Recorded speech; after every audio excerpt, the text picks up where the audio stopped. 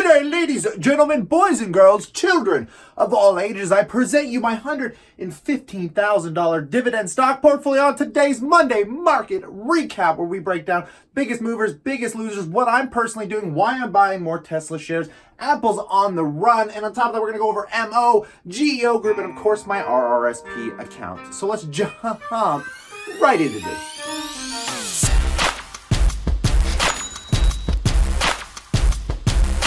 Welcome back, my passive income investors. Like today on Monday market recap, before we hop down into the positions that I'm buying, trading, managing my own two personal six-figure portfolios here. Well, it's one portfolio, it's a combination that makes that six figures. But we're going to break down a lot of the news and all the crazy cool stuff going on today in the stock market. Tesla's been running flat, but I'm going to talk more about this once we get in the actual portfolio and why I'm buying more of it. I don't think I need to break down too much on that. I'm sure you guys hear more than enough about Tesla news. We're just going to go over some of the best movers in my stock list first here, guys. Talking about Apple today. I don't know what is pushing Apple higher. There's no good news out. We already saw the products they released. This is probably just going to be an earnings rush. Well, basically people building into the big earnings that's going to probably be coming, which is going to depict what a lot of the stock price is going to do. Either that, or we're looking at share buybacks going on. Apple might just be purchasing a big chunk of shares this quarter. Who knows? We'll get to find all of that out real soon. Microsoft has been sitting flat, but it's done exceptionally well this year. And if earnings can persist, we're going to see one heck of a crazy explosion in these guys. So if we take a look at like Apple and Microsoft on their actual earnings here, guys, Apple's just going up based on presumptuation in earnings, whereas Microsoft is already proving that it's becoming a good growth sector for this year. Essentially, we could see this thing crush a couple more earnings, which will keep it up. But if not, Microsoft's sitting at all-time highs here. I think it's a little overvalued. So if it does not crush earnings, we're going to run into some more issues with that. But looking at all the other companies, what's going on in the different sectors? Well, my drug sectors are up. We're going to get more into MO and BTI, which I actually saw a hilarious post here on StockTwits today. My girlfriend sent this to me this morning. There it is. I don't know if this is real or fake, but StockTwits posted it. Amazing charging power for both your Juul and your iPhone, right inside your phone case. I think this is absolutely hilarious. Beautiful post. I love that one. But yeah, the stocks are slowly coming back because they're just insanely undervalued, guys. I'm not going to get too into this. A lot of people hate the drug stocks, but again, look at MO.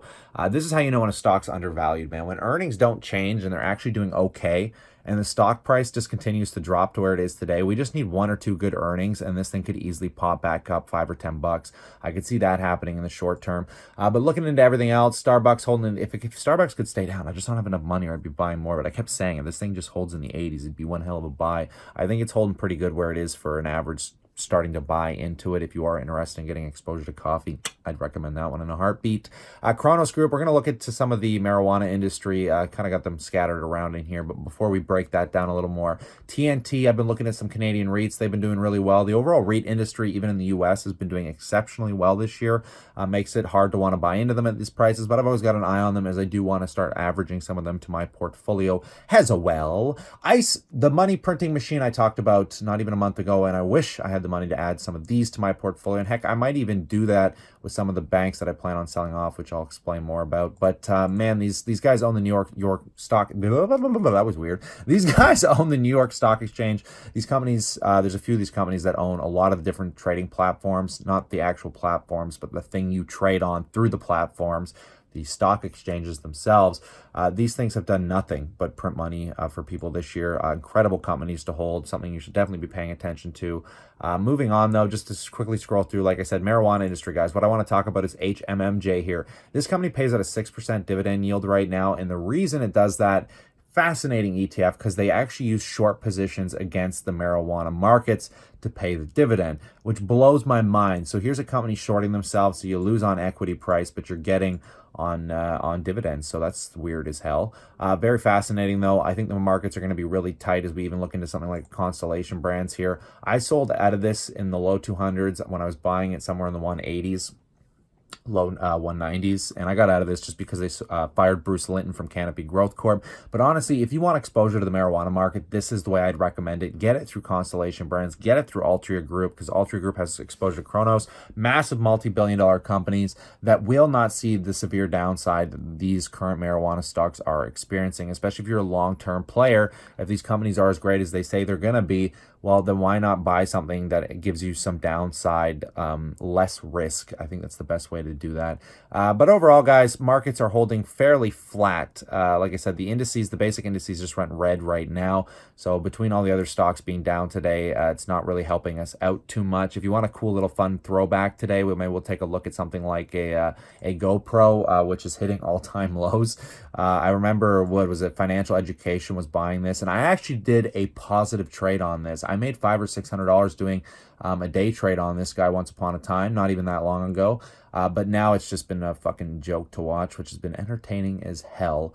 But for just some general market news recap, guys, like I suggest, you should follow some of the big firms, big companies. It's always fun seeing their newsletters come out. And I got one from Edwards Jones today, the big Edwards Jones Trading private equity company that will trade your money and take massive commissions while they're at it, which is why I'm trying to work on a program to teach you how to do this stuff. But the Canadian and U.S. stocks declined for the second straight week while bonds rose, helping smooth out volatility for balanced portfolios. Cyclical sector led The cyclical sectors led the way on the downside as a string of disappointing U.S. economic data fueled worries that a slowdown in manufacturing will spread to other parts of the U.S. economy. The Purchasing Managers Index showed that manufacturing activity contracted in September for the second month in a row. But basically, the thing been driving is positive consumer sales. Basically, jobs are still half decent, not terrible, but they are declining. But we're just seeing a nice, healthy in consumer spending, which is always a good sign of a bubble, isn't it? I'm not going to get too much more into this because I'd rather just talk about my personal position, starting with my RBC account, which, oh my God, call on me.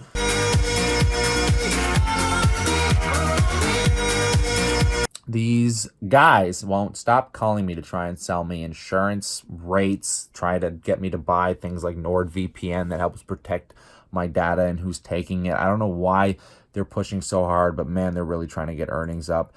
So it's been driving me nuts. But 3M is a company I bought on your behalf. You guys literally voted for this. I bought it. I still own it in this account. I leveraged down it in my other account to start balancing out my portfolios. I'll get more to that in a sec. But mainly it's been down. It was actually green for the longest time. And now we're seeing a little bit of red in it. Nothing serious, by the way, but this account's worth about $992 as of this moment. It's down about $60-$70. But moving into my favorite accounts of all time here, my TFSA, which is starting to hit all-time highs, doing quite well in this account. Can't complain. But the thing that scares me the most are my Canadian positions. I am way too over-leveraged here. And as I mentioned in my last video, I want to start pulling a couple thousand out of each of these just to get them to around that 10,000 mark. I want all my positions to be somewhere between 9 and 10,000. So they all have equal equity stake in this portfolio. So for that to happen in US dollars, this would have to sit around $7,500. Nothing crazy, right? So I want to leverage these down and start popping a little more into my US positions to help deleverage me from this terrifying Canadian economy we sit in, which I'm not going to talk about today, but I still think we're in a bubble here. Not sure how long it lasts, but I want to make sure that if we do see some downside in the short term, I want to be nicely leveraged so everything has equal weighting, so I'm not too overexposed. Which, moving into my managed account, the account that I'm going to be dealing with my RRSP account for, which I will have to start managing here very shortly as we head into the end of the year. The first thing I'm going to do is sell off. I know I didn't say this at the beginning of my show. We're going to sell off Tesla, and then we're going to move it over into my RRSP account.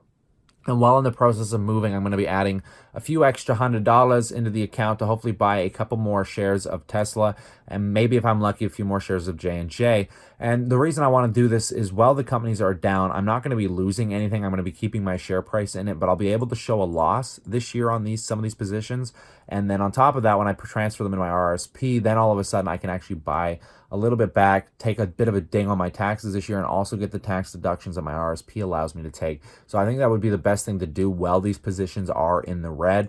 I just want to be able to do it in a fast motion. If I don't do it in a fast motion, the problem that's going to happen is you could see a rally in these volatile stocks because there's about a 3-day hold period while the money gets transferred into the accounts, which really sucks. So I'm going to start doing this in sections, which is going to be very interesting to watch, which, by the way, we're having a lot of dividends coming this month. We got about $800 in dividends coming in, which is going to help me buy more positions as well with the few $100 I plan on adding, plus the dividends, we should be sitting on about an extra $1,200 to invest, bringing the overall account up hopefully a little bit as we sit and hold all-time highs. Even with all this red, guys, we're sitting and holding about all-time highs for these accounts, which is very, very awesome. It's like the best thing ever. What can I say?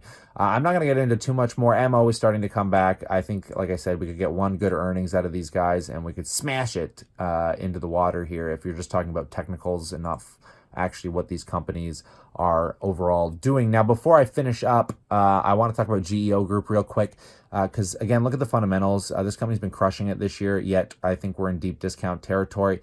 And the only reason I want to talk about this company specifically is because they've been through this before, and I recently looked over like Bernie Sanders' plan to deal with the prison stocks, and it's nothing crazy. Like, I don't think it's anything that warrants this kind of decline. But essentially what we're going to see happen here, guys, is if we look back from 2015, 2016 on, the same bloody thing just happened. Literally, if you can look it up.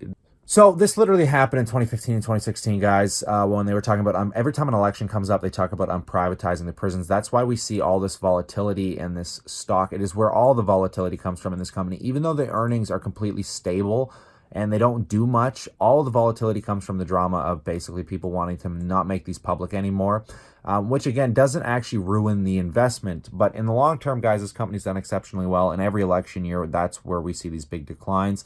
And that's why I was buying it in the 20 area there, because we saw a big drop heading into the election. And obviously, I think we're heading toward the bottoms. So I'm just going to keep holding on to this company, guys, and see what happens with it. It's going to be fascinating. Like I said, I looked over Bernie Sanders' plan. I noticed that it's just the same as it's always been, which is basically start monitoring the hardcore sector of the prison. They don't even plan on privatizing the full sector of the prison stocks, just the parts where it's basically hardcore prisoners and what they're doing to charge them commissaries, which is all interesting stuff, but I have no problem holding this long term. It's been an interesting company to follow, and yeah, this is just basically Monday market update for you guys. Remember, if you enjoyed this video and you want to support the passive income investor, teach you guys more about stocks and keep you in the loop on my personal dividend stock portfolio, slap a like, consider subscribing, and I always look so forward to talking to you guys tomorrow.